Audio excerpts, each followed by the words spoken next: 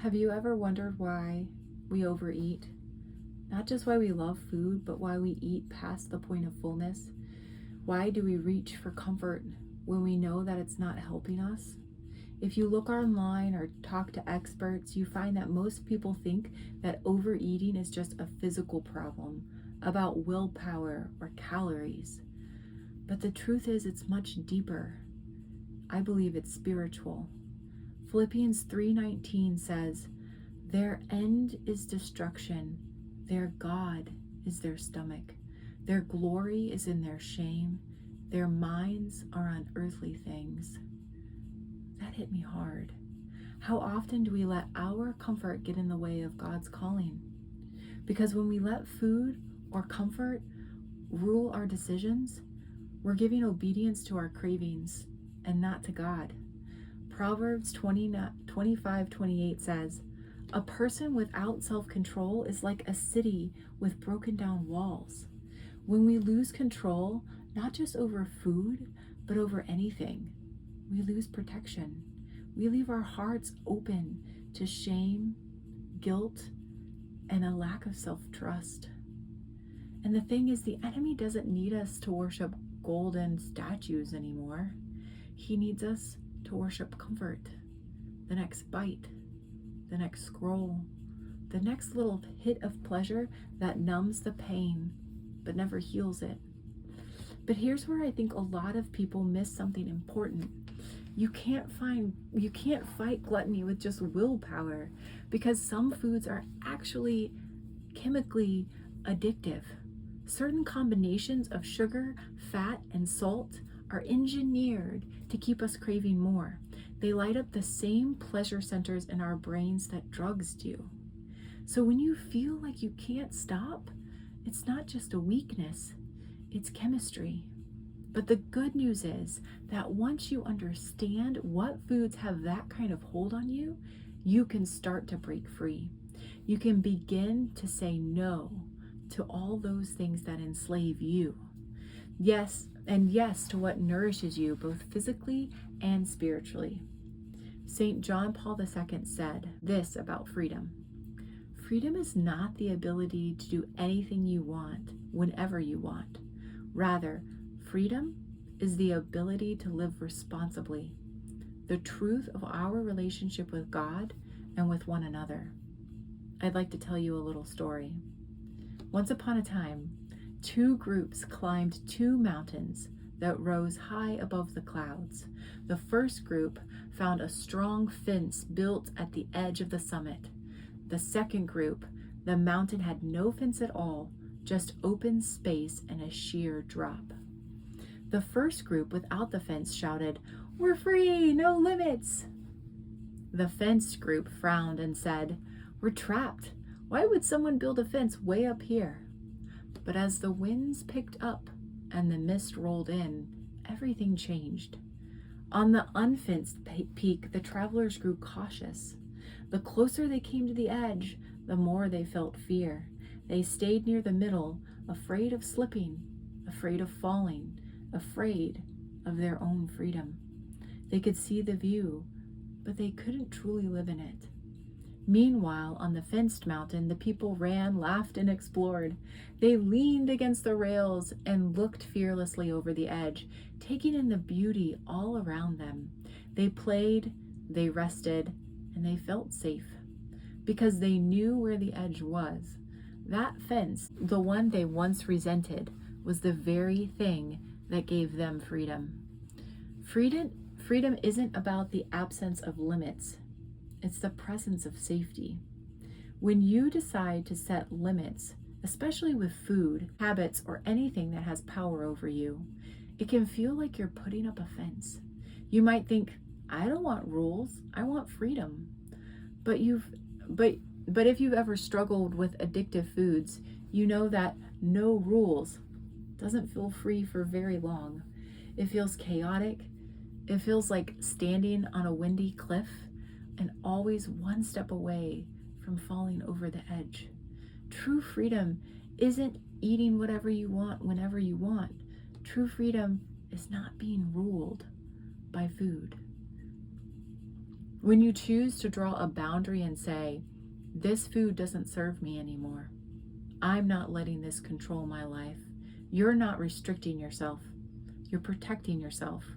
You're building your fence. And once that fence is strong, something amazing happens. Peace. You no longer have to fight yourself every day. You no longer have to live with any guilt or fear. You can enjoy food, enjoy life, and move freely in the beautiful space that you've created for yourself. Limits don't take away your freedom. They guard it. They let you stand tall on your own mountain, unafraid to live fully, because finally, you know where the edge is. Romans 12:1 says, present your bodies as a living sacrifice, holy and acceptable to God. This is your spiritual worship. What and how we eat is part of how we honor God. It's not about being perfect. It's about getting back up when we fall.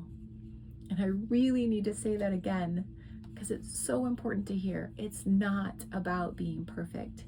It's about getting back up when we fall. And the sooner you can get up, the better. It's saying, Lord, I want to worship you even in my small decisions. So what if instead of asking, how do I stop overeating, we asked a different question? What am I really hungry for? What do I really need right now? Maybe it's a listening ear. Maybe it's rest.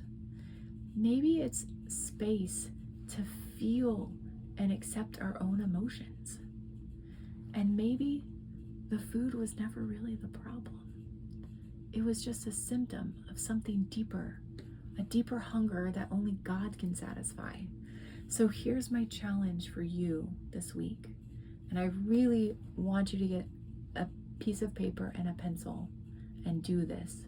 I need you to ask God to show you what foods have held you back, what foods have control over you. And I need you to actually make a list of those foods. Because until you can step away from those foods, the struggle will still be there. I need you to make a list and write it down. And I need you to try to fast from one of them. Not out of guilt, but out of freedom.